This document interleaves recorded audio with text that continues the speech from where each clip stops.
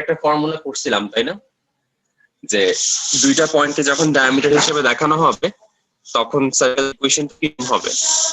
এই ইকুয়েশনটা করছিলাম না আমরা, এই ইকুয়েশনটা করছিলাম তো তাই না? আচ্ছা আচ্ছা ওকে।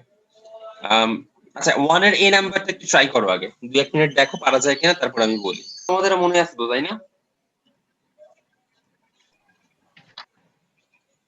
মানে জাস্ট যে কোনো একটা পয়েন্টে টাচ করবে, এটা আসলে find the point of contact tangent show করা আসলে একই সাথে হয়ে যাচ্ছে। তুমি যখন দেখাবা যে পয়েন্ট অফ কন্টাক্ট একটাই, তখনই বুঝে যাচ্ছে এটা একটা ট্যানজেন্ট। সো একই সাথে দুইটা জিনিস চলে আসবে এখানে।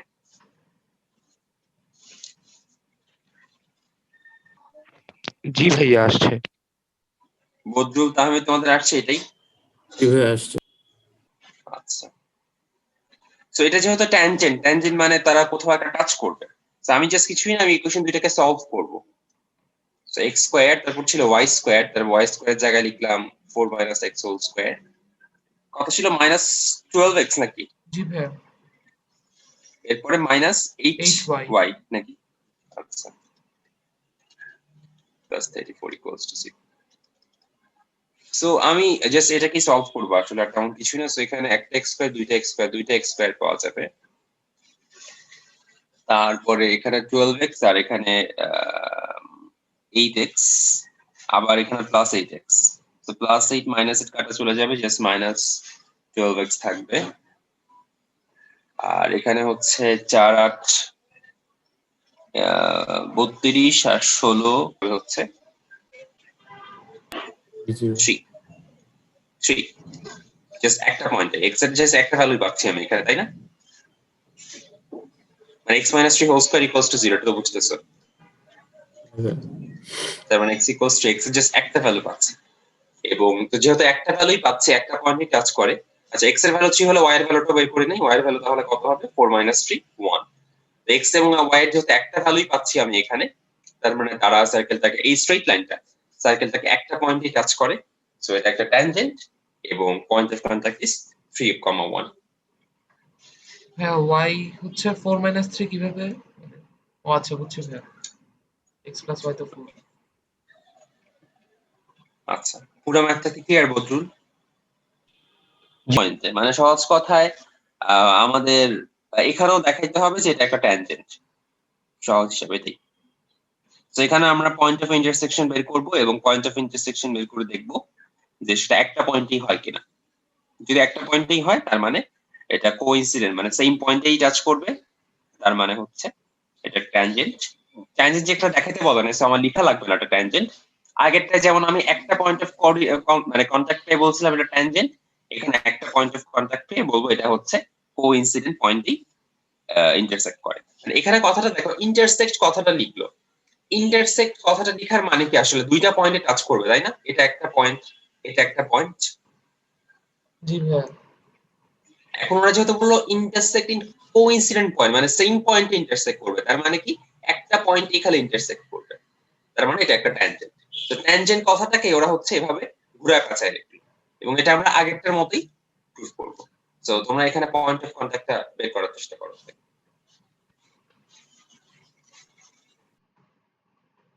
Equals to 10। এই লাইনটা তো বুঝতে পারছো তাই না? জি ভাইয়া। জি ভাইয়া। আচ্ছা, এখানে 9x স্কয়ার, এখানে x স্কয়ার, তার মানে এখানে পাবো হচ্ছে 10x স্কয়ার। 3 × 10 = 30 আর 2 = 60, তার মানে 60x।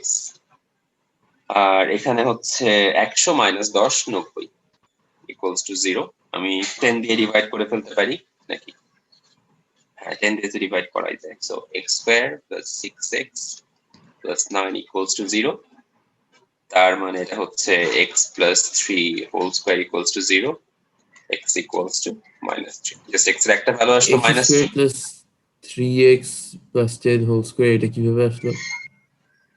ওই যে ছিল x square + y square equals two 10, এটা একটা সার্কেল। আর স্ট্রেট লাইনের ইকুয়েশন ছিল most probably y - 3x equals to 10। ও আচ্ছা, হ্যাঁ ভাই এখন জাস্ট বুঝছি। প্লেস করে দিলাম আগেরটার মতোই। x এর ভ্যালু -3, তার মানে y এর ভ্যালু হচ্ছে 10 + 3 × -3, তার মানে জাস্ট 1। তার মানে এটা যেহেতু জাস্ট এই তারা কোইন্সিডেন্ট পয়েন্টেই টাচ করলো, ইন্টারসেক্ট করলো, এবং পয়েন্ট অফ কন্টাক্ট হচ্ছে -3 1। এটাই হচ্ছে আমাদের আনসার।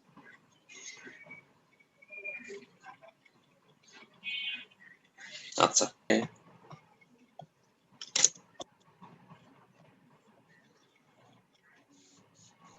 ভাইয়া হ্যাঁ, ওই যে আমার 11টায় ক্লাস আছে, তো আমার এখন যাইতে হবে। আমি রাবাতকে বাকিটা রেকর্ড করে রাখতে বলছি।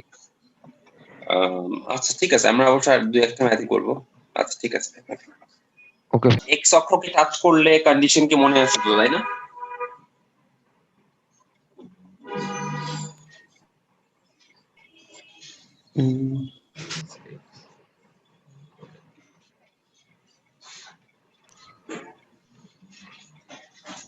radius equals to f1। হ্যাঁ, এটা একটা ফর্মুলা ছিল, আর G square equals to C ছিল। মানে বেসিক্যালি সেটা আসছে হচ্ছে ওই যে এক্স অক্ষ থেকে কতটুকু পোর্শন সে কেটে না, সেটাকে আমরা কি বলতাম, 2√g² - c। এবং যখন সে টাচ করে তখন তো সে কিছুই কাটে না, ইকুয়ালস টু 0 হয়ে যায়। So g² equals to c হয়ে যায়, তাই না? জি ভাইয়া। আচ্ছা, সো ওইখান থেকে আমরা c এর মানটা পেয়ে যাবো, আই গেস।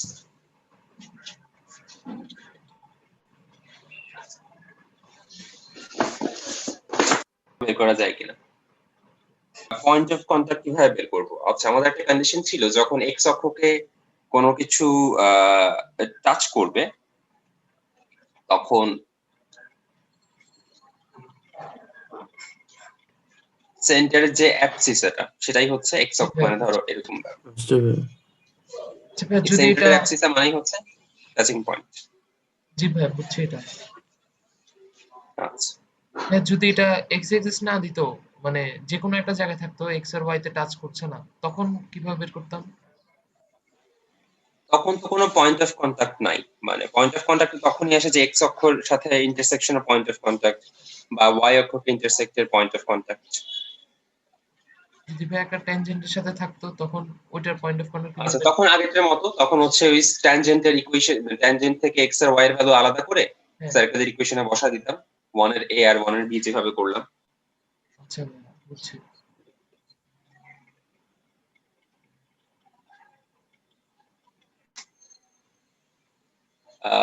আচ্ছা, ডি নাম্বারটা দেখো, এটা পারা যায় কিনা।